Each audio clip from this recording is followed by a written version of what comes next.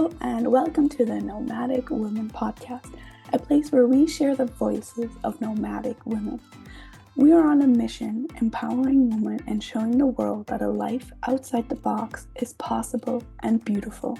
There are so many different versions of nomadic living, stories that inspire us to dream, explore, and thrive. Listen in and let's learn and grow together. On today's episode, I am honored to introduce today's guest, Imogen Cook. In 2018, she left her corporate job in the UK and had been traveling and living. God, I am sorry. I'm going to do that again. It's alive. It's too much pressure. It's live, exactly. Welcome to the Nomadic Women Podcast. On today's episode, I am honored to introduce today's guest, Imogen Cook. In 2018, she left her corporate job in the UK and has been traveling as a digital nomad for the past 6 years. As I learned a few minutes before, it's actually 6 years and 1 day today. As she said herself, she has tried it all, from group travel to solo traveling, traveling with a friend, traveling with her boyfriend, having a home base, fast travel, slow travel, you name it. She's the founder of the Freedom Geek, where she and her team are helping overwhelmed entrepreneurs accelerate their business to success. Welcome, Imogen. I am so excited you're on this podcast. Thank you, Inka.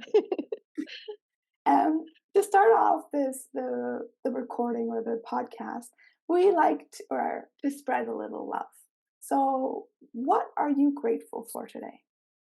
Oh, I love this question. I have a gratitude app on my phone, so every day I note down at least 3 things that I'm grateful for, and I'm allowed to repeat those things because sometimes, sometimes I heard the other day someone was like, "Oh, you just write the list once and then you're done." I was like, "No, it's a continuous." Right now, I'm quite grateful for the place where I'm staying. This behind me is a shade. Actually, it's not like a background or anything, and I have a really beautiful view of of Mexico City from here, including the sunsets. So that has been something that I've been working. The light has started changing every day, and I've just kind of taken that kind of 5 minutes to watch the sunset. I really love. I work really hard, and it can be quite easy to lose touch with the simple things when I go down my obsession tunnels. So that's one. I'm grateful to be back here in Mexico City. I've been catching up with some friends here, just like having coffees next to the park. We have a really beautiful park here in Condesa. That makes me feel very grateful as well. And I think my third thing, I'm grateful to be here. I love podcasts. I think that they're an amazing way to have certain discussions. So thank you very much for inviting me. Of course, I love them. That's beautiful. And you are right. It's sometimes the sunset can just spark, or sunrise can spark your day and make it. It is just that glimpse of, I don't know, light that just makes everything brighter all of a sudden. Yeah. Yeah, coming from the UK, because our sunsets can be from, dark grey to light grey, like light grey to Mm-hmm. dark grey. So this is a whole other thing, and I love it. Yeah, like here in Germany where I'm located at the moment, it's literally that typical April weather where it will pour for 1 second and then the sun will come out. It's it's a bit crazy. So I think I envy you a little bit about that and the sunshine that you're talking about. All right. But another question that I like to ask at the beginning, because it's so multifaceted or faceted, is what does nomadic mean to you? I think it's really interesting, that question. So 3 things kind of pop into my head at the same time.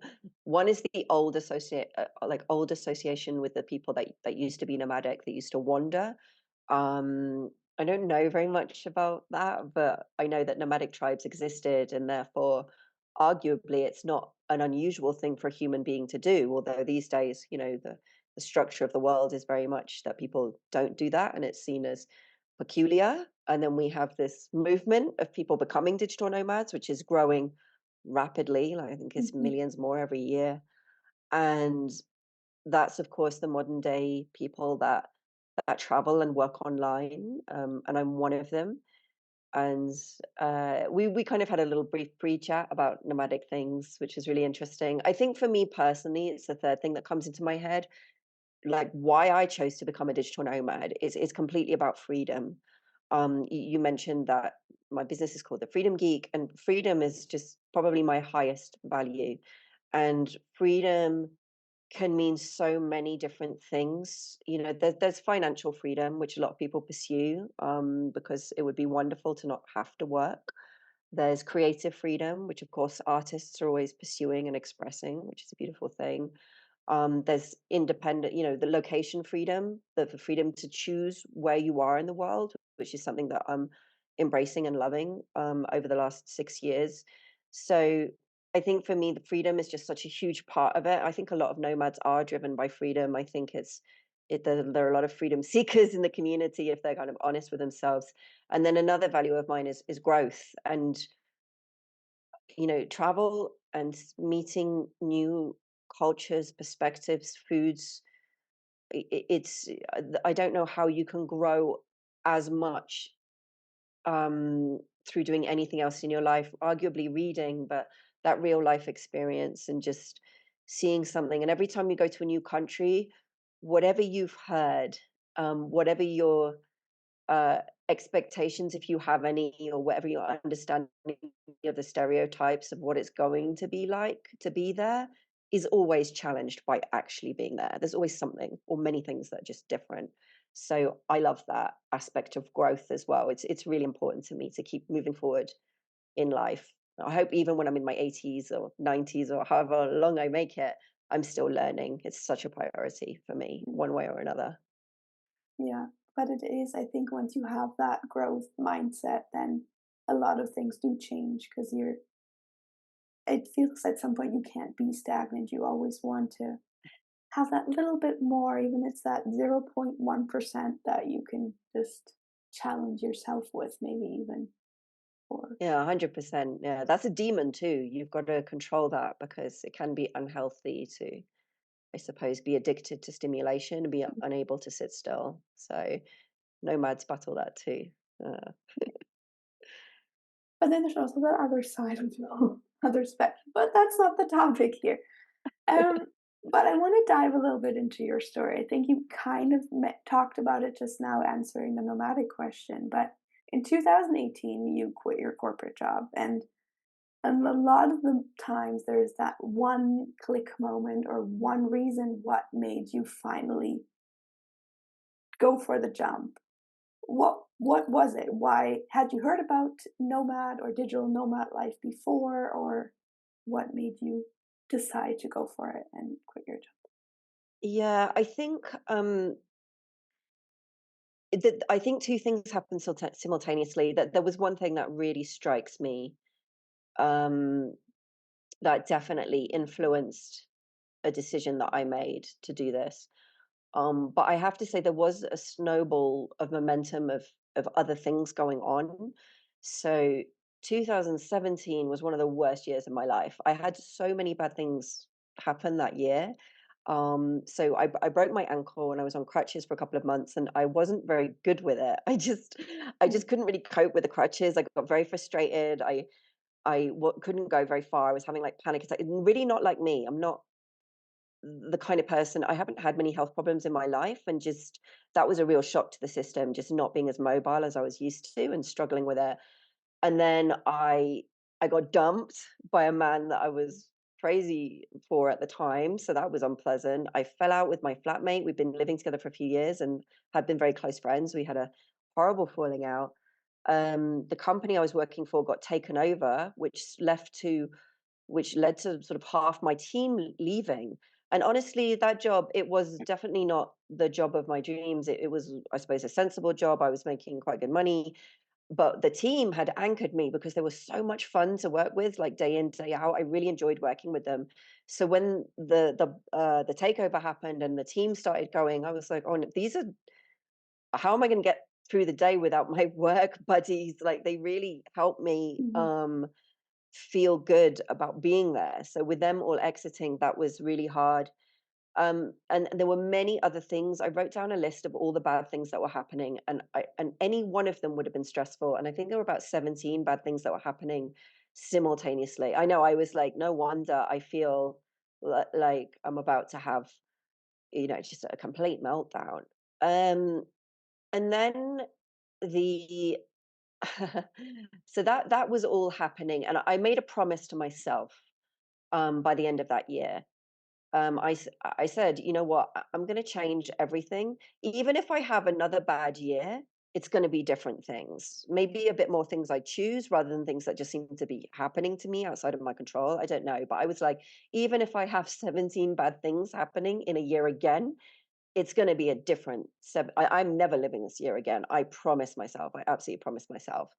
And then apart from that, the the I was listening to a podcast. I mentioned I love podcasts. I was listening to an entrepreneurial podcast, and a lot of people in that podcast were quitting their jobs to go into business.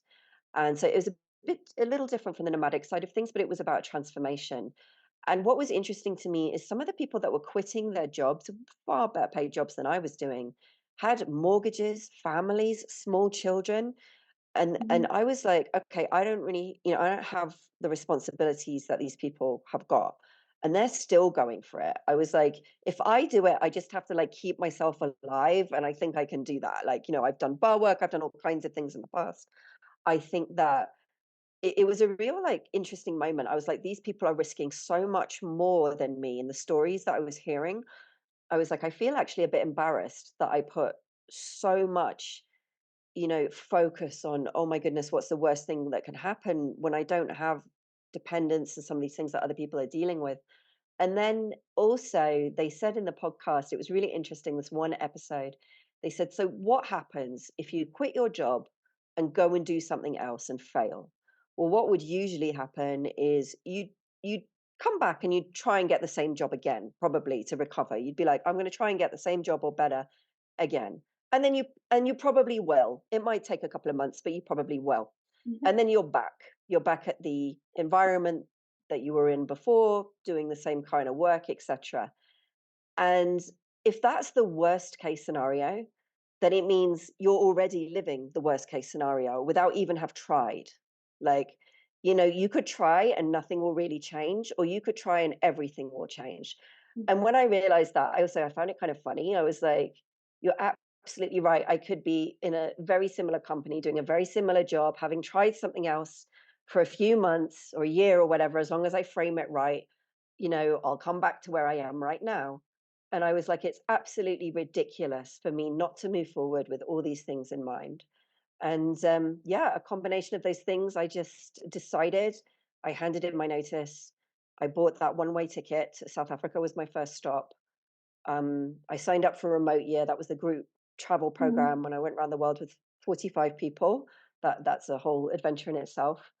And I went for it. And yes, sorry, the one other thing you mentioned, remote year, I had like been online stalking for a little while because, well, they had maybe they were stalking me. The algorithms are very clever. They obviously have this is the kind of person who might be interested in what we Mhm. do algorithms. And on Instagram and maybe Facebook, it was like, this is remote year, like the ultimate work-life balance. All these people like traveling the world and, doing all these things. And I was completely hooked on the idea of it and really wanted to do it. So that was something I promised myself I would do and did do. I have to say it's a very interesting experience. But for me personally, there's no balance and there's very little balance. So that social media promise, I mean, it's up to us, but you got to be like the reality, as we mentioned before as well, the reality and the idea and perception Mhm. don't always match up. Yeah. Like, you said these nomads on the beach with their laptops. I mean, who does that? You can't see anything, the sand in everywhere. I can't sit in the sun for more than 2 minutes. I go lobster, typical English. And, it's just, I mean, I would never even attempt. So, the things that you see in the reality are different, but you could live near the beach and get to watch the beach every day. And, so that there are things absolutely that are similar, but it's never quite what you think. Mhm. Yeah, but it's I love in a way though, I think that it's just typical life, but that 17 things had to happen like simultaneously. I think basically the universe was majorly telling you, it's time, go for it. And I think maybe because you had seen this program or whatever, it's like you were receptive to it. Maybe if one or two things would have happened, you're like, oh, okay, that's just life. And I think that's just a general thing, if one thing happened, but if a lot of things start to happen and maybe you're like, why is this happening? And then you start to question and even, what am I Yeah, even doing, if I'm really honest, I mean, I was probably following Remote Year on social media since they first started, so maybe 3 or 4 years before I signed up. When the idea of digital nomads started to become more common, I was fascinated with this concept. And I mean, way back to when I first left university, and was kind of in my early 20s and I was working in corporate, I had two friends. One moved to Egypt to teach in an international school, and the other one went to work on cruise ships. I was obsessed with both these people because I was obsessed with the fact that they had gone abroad and I wanted to know how it had worked out for them. Mhm, And I was like messaging, asking a lot of questions, trying to learn about their experience and their journey and everything. And they were telling me like it was great, we were friends. But the thing for me was I had this trap in my mind, and we all have traps that stop us sometimes going after what we really want or what we feel is really right for us. And my trap was I thought I I don't think that I can pursue a career and travel at the same time. And it was mhm, really important to me to be successful at that time in my mind in my career. So my friend who was working on cruise ships, I was like, well, she's got this incredible travel life, but her career is not developing because she was doing kind of the cruise ship work that she was doing. Um, and I mean, I know because she did it for 4 years, and her position at the end of the 4 years was same as the position that mhm, started at the mhm, 4 years. There was no change really. And then my friend teaching, she was fixed to this spot, and I couldn't really imagine myself living in Egypt necessarily. I really wanted to sort of go and explore the world, love to visit Egypt, but it didn't kind of appeal to me as home. So, and I've been there quite a few times, and it's incredible to visit, but for me personally, it's not quite right. The connection to call it a home base, for example. So I was like, I don't know. None of these things are quite a right fit for me. And I didn't know about digital nomads then. I just mhm, didn't know. But if I'm honest, I recognize that the travel instinct was always there. It was always been a part of me. And it was just recognizing and understanding that part, and people holding up certain things like, remote year, were like, look at this. And I couldn't resist.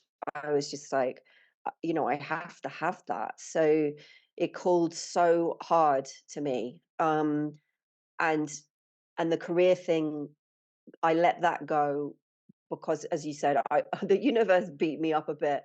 But also for a few years, or also since my early 20s, I'd been fascinated by entrepreneurship, business startup. I went to the business startup show every year. I didn't even really know what I was doing there. I was just, again, kind of called to it. And then I asked myself, I had been running a business on the side. It was growing. It wasn't really at the beginning, it was not making enough money for me to be like, oh, quit my job and travel. I was nowhere mhm, near. It was just growing quickly and looking like it might get there in the future, if I could just survive and hang on that long and focus on growing it even more. So I said, I know at that point in my life, I knew I wanted to be an entrepreneur. I knew I wanted to call myself that. And I'm like, how can I call myself that when my main thing is a job and not a business? I'm mhm. like, it's time to put like my money where my mouth is, and really embrace this identity and go all in and just say there is hopefully no way back, but we'll see. If there is, I'll deal with it later. And so yeah, those things all contributed for sure. But I feel this is who I am. I've never been happier in my life. Yeah. Yeah, that's interesting though, what you said as well, and I think that's all part of the journey that you kind of had the travel and the entrepreneurial side in like separate puzzle pieces. And then at Mm. some point, you like, oh, well, I can combine these. There is a way. I just have to find my way to kind of combine these. And then, in a way, this group travel program gave you the confidence or maybe even the courage to be like, okay, well, I am in a setting that I can kind of pursue this and don't have to maybe do it by myself or can talk to other people or how do you feel like that was that something that they had in their thing or do you recommend it? Would you recommend it to others to kind of do it or Yeah, actually, it's quite interesting. Those two identities that I love and important to me, I actually find conflict more than mm, complement. okay. So, for example, my entrepreneur stuff, that usually involves me sitting in a room working my butt off and not going out exploring. Like, the one thing that stops me from becoming too obsessed about my business was that I was in a new place and I had to get out and see it. Like it was a fight between those two things. It was like a devil and an angel or two different voices. One be like, work on the business. The other one was like, get out and try some food like you've never had Hmm. before. So yeah, no, they were conflicting identities, I would say in a lot of ways. The interesting thing about the business, so at the point where I quit my job, I actually had I had my job and two businesses technically at that point. Um, and so I was also building a business in UK real estate. That was one of the businesses that I had. And that business would not allow me to travel really comfortably, certainly not at the beginning, because I had to be on the ground checking everything, doing viewings. It's really a business which fixes you to the ground. The other business that I had, I was basically kind of running out of my bedroom, which was helping people find virtual assistants, a business that's really grown from nothing to what it is today.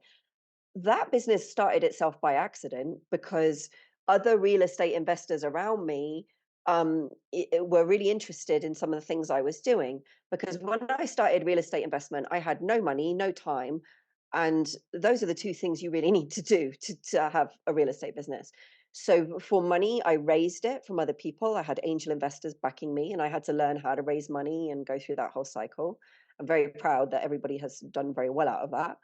Um, and the time, I had no time. So I was leveraging virtual assistants in the Philippines to help me do a lot of my tasks. And at that time, property investors in the UK had not really seen people doing that. So they were asking me about it. They're like, how are you doing that? How are you finding them? What are you giving them to do? How are you communicating? How much do you pay them? So I started answering all of those questions for people. And that very quickly led to people saying, okay, get me one. And I was like, I I didn't know that you wanted me to procure like this person for you. I'm not sure that I'm a recruiter. Um, and I kind of wasn't sure, but then they kept asking and saying they'll pay me. So I was like, okay. I mean, I do have the systems and I can do it. And I did it and took the money and was quite confused about how I felt about it in the beginning. I was like, how is this thing has started itself. I was just enthusiastic about it. But it was good because people that were more advanced than me in the investing communities were coming to me, and that was nice. I was like, Mm-hmm. you're further down the line, and I have a lot of respect for you. So I got a little kick out of that. And then the other thing was that people started saying thank you. And it was both the entrepreneur, the investor customers that I had, and the VAs that were saying thank you to me. So the investors were like, thank you. I'm less stressed. You're saving my time. You've made my life easier. When you run a business, anyone who makes your life easier is so amazing. Mm-hmm. And because it's tough. And then the VAs were like, you've got me a work from home career where I'm like growing with this business and there's a lot of respect. And quite often it's flexible hours. And, if they're a stay at home mum or something, they'll be like, this is one of the best opportunities I've ever had. Mm-hmm. And so the thank yous were flowing and flowing and flowing. And I was like, okay, I seem to be good at this. People are paying me for it. People are valuing it and saying thank you. And I was just like, I think the one thing, because this is like the that Japanese concept of ikigai. Mm-hmm. It's supposed to be, yeah, like what will make you happy in life, and it's these things coming together, like what you're good at, what the world needs, what people will pay you for, and what you enjoy. So I Mhm. had the three. I was just like, do I really enjoy this? I've accidentally started a recruitment company. Um, and then I thought about who I was, and I was like, you know what? I like to give value, and I'm a very creative person. So I started and am still heavily creating um, I don't know, support resources, the way that we communicate with customers. I'm making our brand, I think, more fun, more unique than other people who are doing what we're doing, and that's where I get to express myself and innovate and be proud. Mhm. So that's where I kind of embrace that final component, and I'm grateful because that business has grown and allowed me to travel the world. And I like, thank you to my own business. I mean, I worked really hard on it, but thank you for becoming the vehicle that's allowed me to do that. I think on the group travel side, the remote year, realistically, um, it can be an incredible experience, but it's not really the smartest thing to do if you're working 40, 50, 60 hours a week because you'll miss out on so much. With Mhm. that fast travel pace as well, which takes a lot out of you for the stimulation side, apart from anything, with 45 people who want to hang out and do stuff and trying to be a part of that as well, I would say that it's a lot more ideal for somebody who's making enough money to do it about 4 hours a day or not at all. You could go fully into it. And being in that position, I think you'd really make the most out of a program like that. For Mhm. me, the noise and everything going on, honestly, at a time when I was trying to focus on a very critical time for my business, was it going to fail or was it going to succeed? I had limited time to make that happen. Mhm. When I signed up for a remote year, I didn't have money for the whole year. I only had money for the first half. So I had to make the money in the first half to be able to do the second half. Um, and that was a lot of pressure. Mhm. So I think that if you are in a slightly different position in life, and there were entrepreneurs were in the minority. I thought this program was going to be full of entrepreneurs. It was not. I think there were maybe four of us in the 45, and the other three were a lot more established than me. Their businesses were making a lot more money. They could afford to step back, and so they were a lot more comfortable than I was.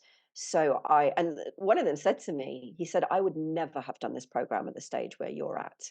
So, and he was right. So I think anyone who wants to do both of those things, I would really strongly recommend that you go somewhere extremely affordable in the world with whatever resources and money you've got and build it for a year or two and go to other affordable places and then do it a bit later when you're a bit more comfortable.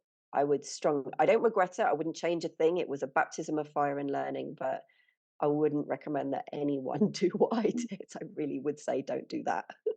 Yeah, I think basically you would have to almost like burn for it, but burn Uh, for something that you had an intention, and I think it was either go all in or go back to the worst case scenario in a way. I think those were probably your two options in your head you I had was at in, the time. yeah, I was in so much pain and I couldn't decide, do I want the freedom of travel or do I want to work on my business? So I went for both.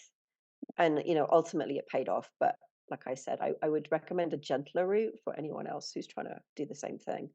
But then be in a position to already have VAs to pass off certain tasks to that you can, um, Yeah, or just, yeah. employees or yeah. 100%, and financial stability. Mhm. I wasn't financial stable. I wasn't financially stable. I was trying to become financially stable, and I was doing an expensive program for a year. Those are not two things that go very well together. Mm. Uh, but I Yeah, got it. I got through. you did get through. But I Yeah. love how it's like I think it's also looking back at it now that started this business out of the blue, I guess, or it came to you, but if you wouldn't have started the investing, you wouldn't have been in that room with those people.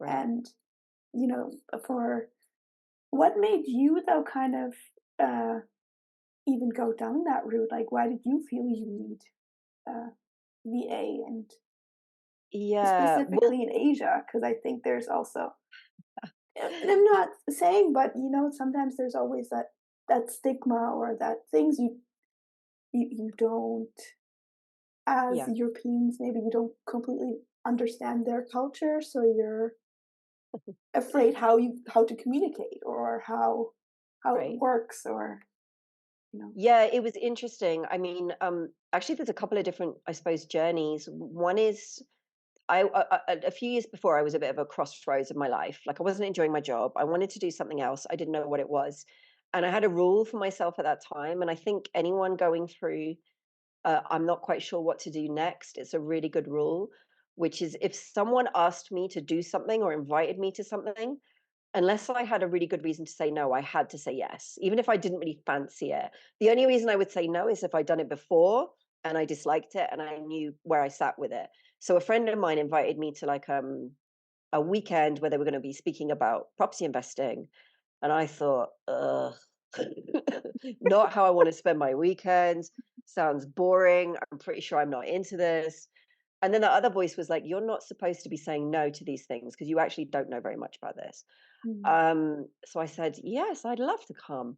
And that weekend probably changed my life because I have never seen the potential of investing as a business. I knew I wanted to do business, and I didn't until that moment understand how property investing worked as a business. So it gave me so much insight, and that started me down a route of getting involved in that community, of learning how to raise money, of learning how to invest. And ultimately, my goal was freedom. I was like, I want to make enough money from doing this to replace my job and be free. But it's a very slow road because mm, it takes a while to build up an income from doing that. It's something that, well, I mean, you could do big developments and they come with big risk, and that's not what I'm pretty good at or know about. But I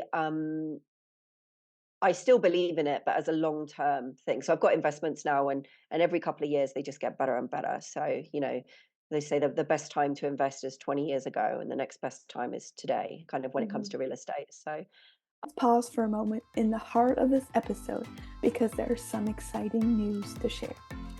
Today we are launching a blossoming tribute to nomadic women featured on the Nomadic Woman Podcast.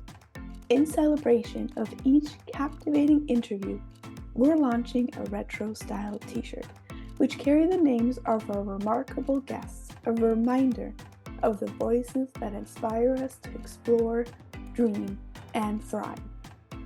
But here's the twist. It's not just any t-shirt. We'll plug a memorable quote from each of the guest interviews and add a few favorites and transform it into a delightful flower pun. Add a splash of vintage charm with watercolor hand-painted flowers. This way, with each and every step you take, let the stories of adventure, wisdom, and wanderlust guide you. It is more than just a t-shirt. It is a wearable testament to the spirit of blossoming adventure and empowerment that defines the Nomadic Women Podcast. These t-shirts are exclusively available on the Nomadic Woman Podcast shop hosted by inkanotes, launching on May 9th. If you use the code BLOOM20, you will get 20% off of your order and you will become a part of our blooming community. Now let's continue to the episode. that was a whole journey in itself. The Filipino virtual assistant thing was kind of inspired by Tim Ferriss and the 4 Hour Work Week, Mm-hmm. a book which a lot of people are obsessed with, both in the digital nomad world and in the entrepreneur world, because he talked about outsourcing to India um, in his book, and it's a very like funny way that he's written the book, and it's really interesting. Part of it was necessity for me, honestly. I didn't have a lot of spare money, so someone in the UK to be working for me was just going to cost me too much for too little with the financial state I was in at the time. So Mm-hmm. I knew the Philippines, it was more like, £3 an hour, $4 an hour ish, we'll say, for anyone who's not got the pounds in their head. Um, and I was like, well, okay, I can afford that. So now I need someone good. And I was like, I believe that there are good people everywhere. I Mm-hmm. believe that there are, Oh, and definitely. not like I'm a good person. Like I also believe that, but like switched on, smart, just need the right way to channel it. I Mm-hmm. completely believe that. So then I was like, how do I find them? That's the thing. I believe it, and I ran an advert, and I got thousands of responses to this advert. So I was like, well, there's a lot of appetite and demand out of the Philippines. I just don't know how to filter all of these people, like there's just so many of them. Mhm. How am I gonna handle this? It's like a tidal wave of interest, and I don't know where to start. So I started thinking about how, like when I was a graduate, you had these stories about the investment banks and how insane the interview rounds were. There was like some urban legend about someone had to interview like 43 times to get through to Goldman Sachs, like complete insanity. And I was like, interesting. But what I saw a lot of companies doing was kind of giving graduates screening rounds, different ways of screening rounds. So I got hold of some software. It was actually meant for teachers to test their students. I would like to say at this point in time, we are way more advanced to what I did day one. But this was me with not much technology, knocking together my ideas. And so I got this software and I put together a verbal reasoning test. There are loads of those kind of tests, a logical Mm. reasoning test, um, and just a few other things that I thought of. And I sent I posted the job advert again, and this time I did a like find the Easter egg approach, as I called it. So what that means is who's actually reading those adverts properly, Mhm. because in the job advert it said, in small print in there, if you want to apply for this job, I can't remember exactly what I used. I'll just make something up. Like reply back with perfume in the job title of the Mm. email. So the people that responded with like perfume, I was like, they've actually read the job advert, and it was only about a third of people, and the other Mm. half, the other like two thirds were putting any old nonsense. And I'm like, well, your attention to detail is terrible. So I only want to focus in on the third who are actually reading the details and picking them up because I need someone who's going to pick up details. And then I responded to them saying, here's a link. Please click on the link, and it took them to that teaching platform, and they started taking all my tests. At the same time, I asked some of my very clever friends in the UK who were working in law, financial services, um, like but project management, but like high end, all of these things. I said, "Oh, I've created a test. Can you take it? I want to see how you do." So they were taking it, and they were kind of averaging about 75%. So I was like, I'm only going to look at the Filipino VAs who've beaten my friends on the same test. Wow. So Okay. yeah, I know I'm evil in that You'd have way. to have So some criteria, though, I guess that was. I was like, yeah, I was like, let's see who's going to come out top of this. So I took that as a benchmark, and a few people beat it. And then I don't know, I can't remember what I did next. I sent it's so much more sophisticated now, our filtering. It's been built with somebody who's much better than I am. And it doesn't have all these different stages. It's just like Mhm. one pure funnel with loads of things in there that captures lots of details, including like their internet speeds and local police clearance and Mhm. things that I wasn't really testing very well back in the day when I was doing it for myself. So I just got better basically, and you're better. still using the Um, same concept you had back then, yeah, but in a 100%. newer. Yeah. Yeah. Oh, So we take the top 10%, reject 90%. Our communication's better, everything's better, our tests are better. And yeah, I just, for example, I blocked out all these calendar blocks in my in my calendar. I sent them a link so they could book them. So same as like these Calendly, like you got me to mhm, book onto your podcast. Same kind of thing. They could book in their own interviews with me. And then I met a load of them, and I just couldn't believe how good some of them were. And two of my VAs that I work with today, they've been with me for 7 years. They're actually like mhm, older in working with me than the company, because the company was registered after they were on board with me. And my team, um, they're so good. I mean, we're all human beings, so got like nobody's perfect all the time. Sometimes mistakes are made, but I would say we're a high performance team. We love working together. I was in the Philippines for the very first time, a little bit embarrassing, a couple of months ago. We went on a like retreat. We just booked this place just a couple of hours outside of Manila, and we like cooked together, played games, and I had such a good time. We were up till speaking till like 3 in the morning. We had so much fun. And I think the cultural element, because I was actually challenged on this yesterday. I was doing some online coaching for some of my clients, and someone said to me, "Well, what about the culture?" And I was like, "Well, as far as I'm concerned, it's good communication. That mhm, I think you communicate regularly, you communicate respectfully, you communicate well." I've learned a lot about Filipino culture. They're also learning about my culture from my interactions, and the respect and sense of humor too. For example, like Filipino people are not very good at saying no. And especially if they've not really interacted much with foreigners, it's very difficult for them to say no. Hmm. And so if you ask them a question, the answer is no, they'll go very quiet. And it doesn't mean that they haven't heard you when you shout it at them again. Like, this is where you need to be paying a little bit of attention and just sort of understanding. It might mean that they don't know and they're embarrassed to tell you. But I learned to recognize a Filipino no, and every now and again, some Filipino characters are very confident, and it's not actually such a problem for them to say no or challenge you. I think most of my team would challenge me if they felt I was uh, wrong. It doesn't happen very often. I like to think I'm right a lot of the time. I'm directing the business. I've got to get it right most of the time. But every now and again, someone will disagree with me and they will stand up to me. And I'm glad. And as soon as I see it, I'm like, okay, this is a bit unusual. I need to think about, why they disagree with it. And so we can figure it out. Um, but also teasing them, like with the Filipino no thing, for example, when I first started encountered it, I would just make them laugh. I'm like, I know what this silence is. It's because you want to say no, but you don't like saying no because you're Filipino. And just kind of laugh about it and be like, oh, it's the silence of a Filipino no, guys. And then they would start laughing and they just get it. It's a safe space to say no. It's okay. Um, and I've never had a problem with culture. If I'm not sure, I'll say respectfully, if I have got this wrong, tell me. Um, and I get it. And they are a little bit more conservative.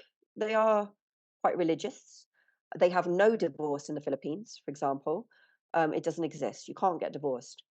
We had a client who was a tarot reading company, and it was very hard to get a VA for them because VAs thought that was witchcraft. They're very superstitious. Hmm. So there are particular things that you kind of have to be aware of or you learn.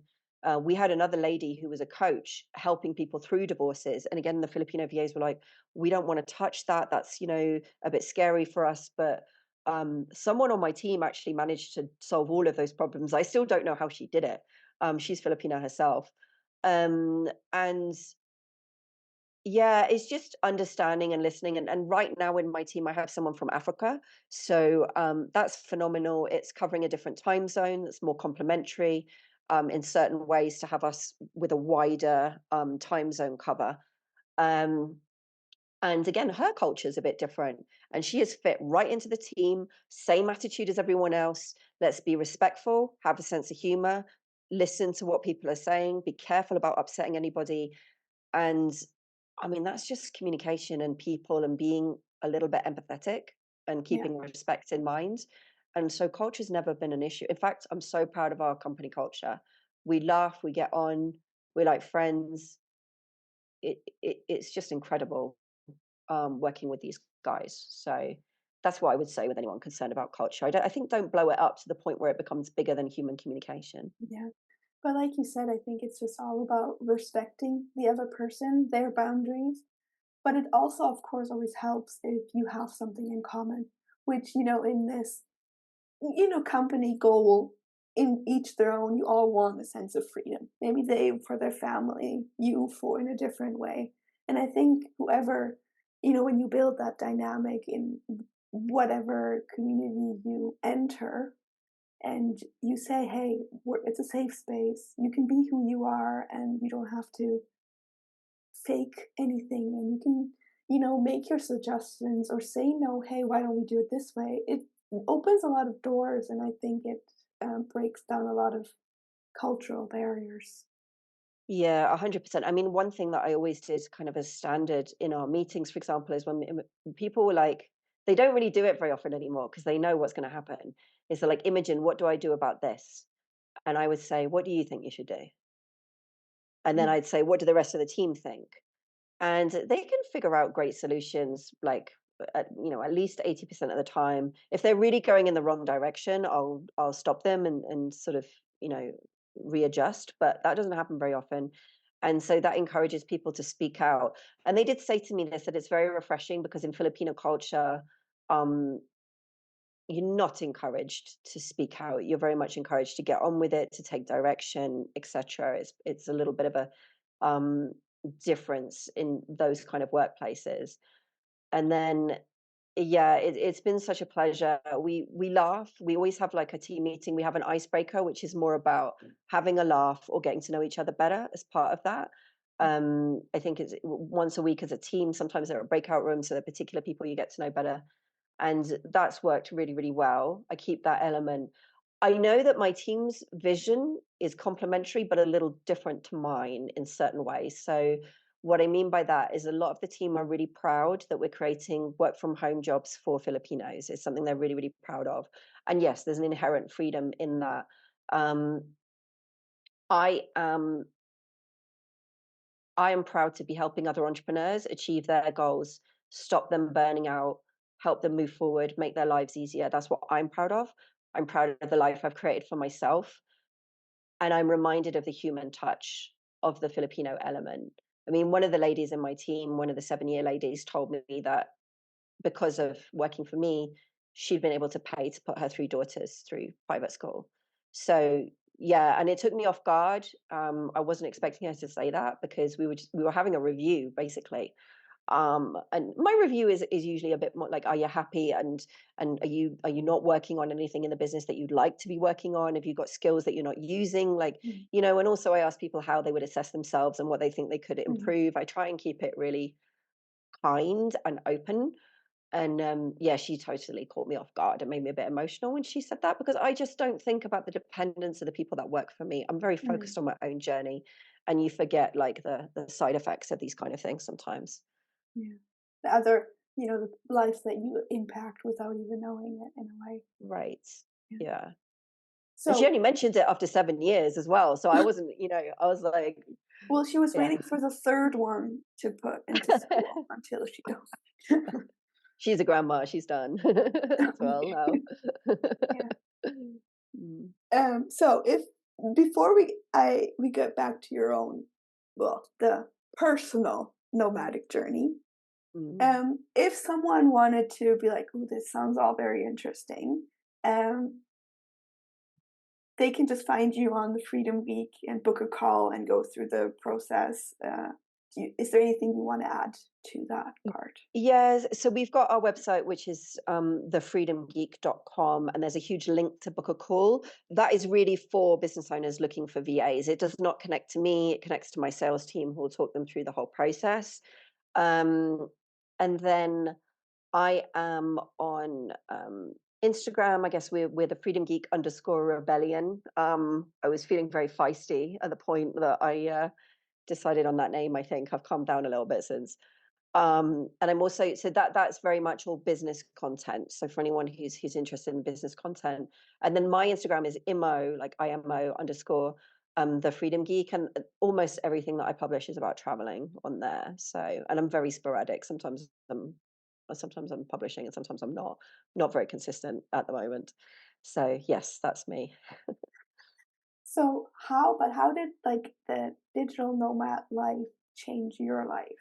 And you mentioned before you've grown more into yourself.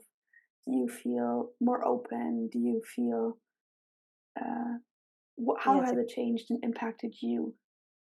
it's a great question. I think the thing that comes into my head is before I did it, and anyone who's feeling like this needs to pay attention to it, because it's really dangerous if it continues for decades. In the corporate world, honestly, there was just a part of me that felt a bit like the Walking Dead, just not fully alive. Um, I I was doing okay in the job, and my social life was great. I traveled a lot of weekends every chance I got, short haul. But there was just a part of me that was really going, there's got to be more to life. This isn't right for you. You're not fully alive here. This is a path to you being very unhappy for the rest of your life. And I could feel it. And I always felt it ever since I graduated from university and got my first job in corporate London.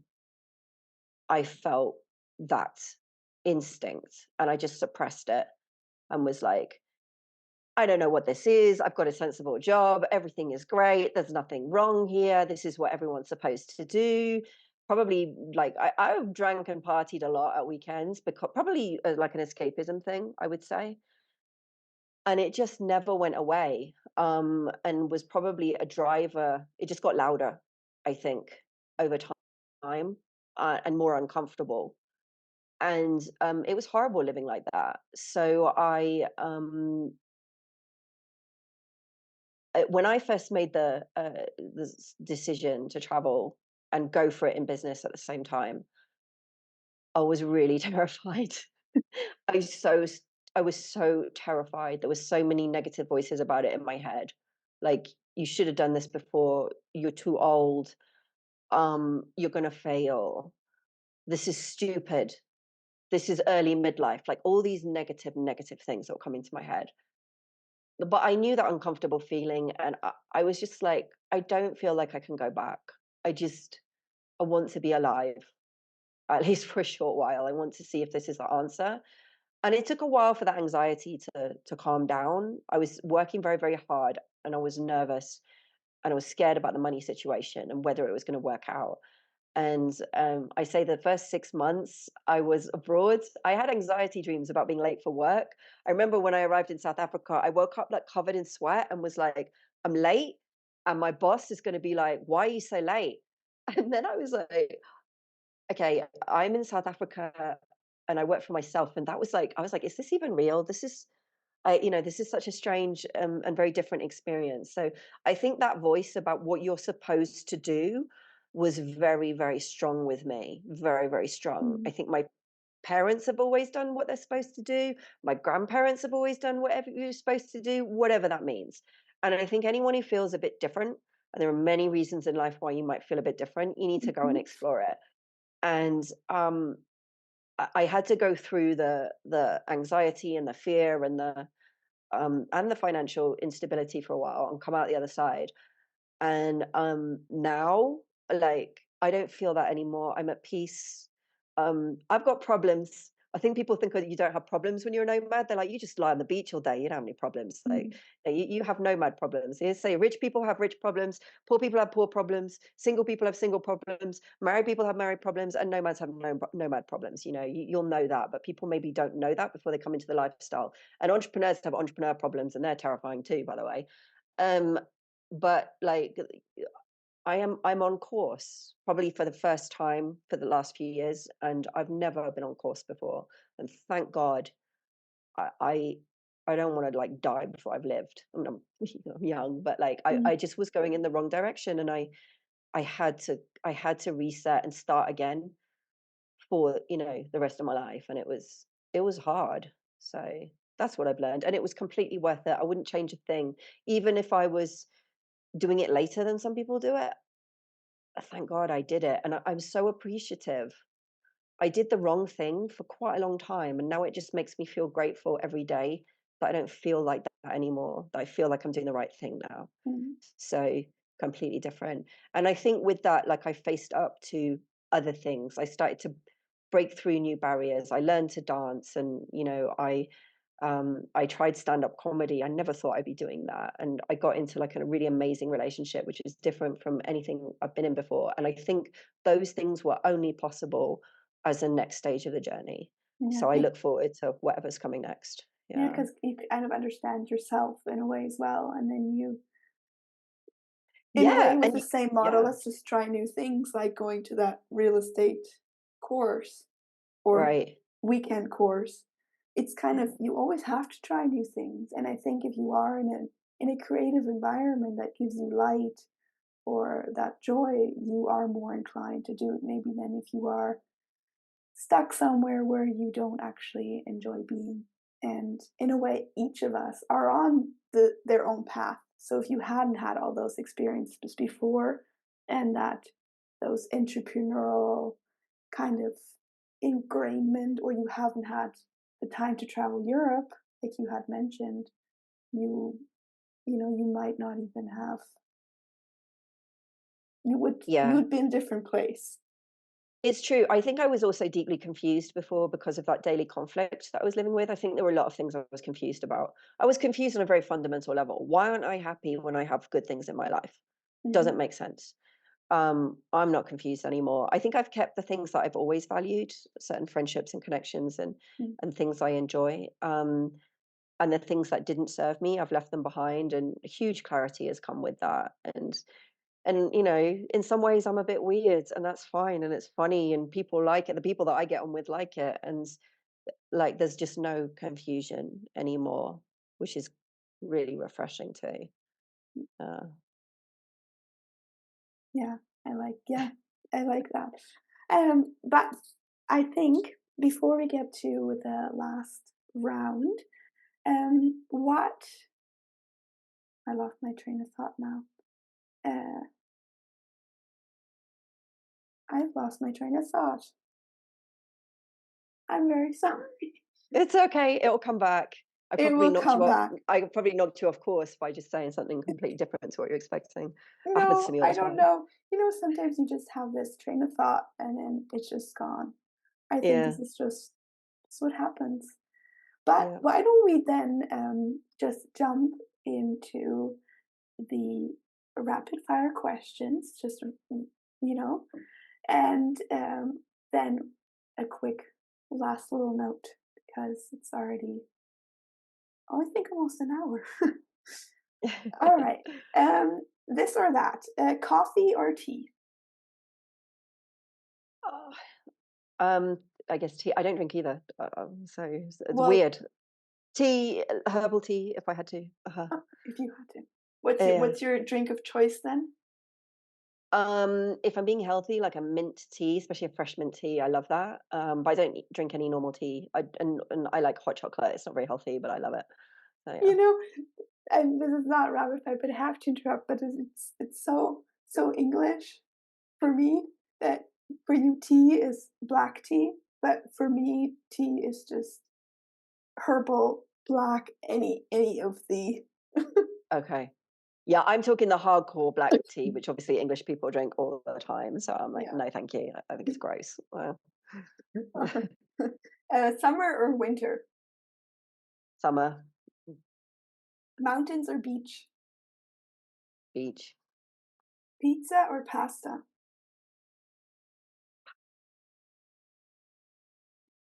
Like if it's really good, I don't You know. can also Pasta. choose It's option hard. 3 if you have one.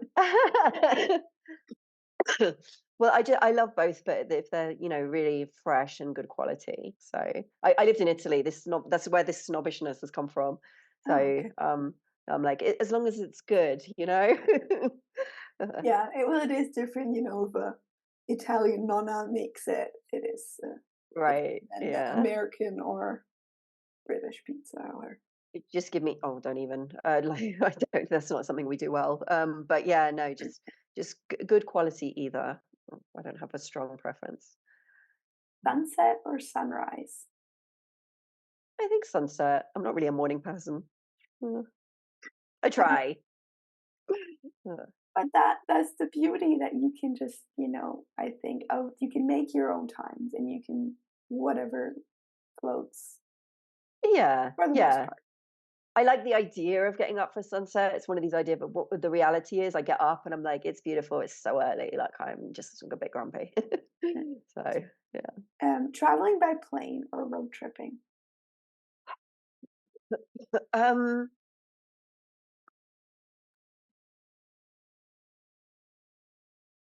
Oh, sorry. You've sent me into a total. I travel a lot by plane. I haven't actually done that many road trips in my life. Road tripping, I did a really fun road trip in the US with friends. And it was a completely different experience. So it's hard to compare. But my reality is I do a lot of plane stuff. So I'm gonna go with Suitcase or backpack. that.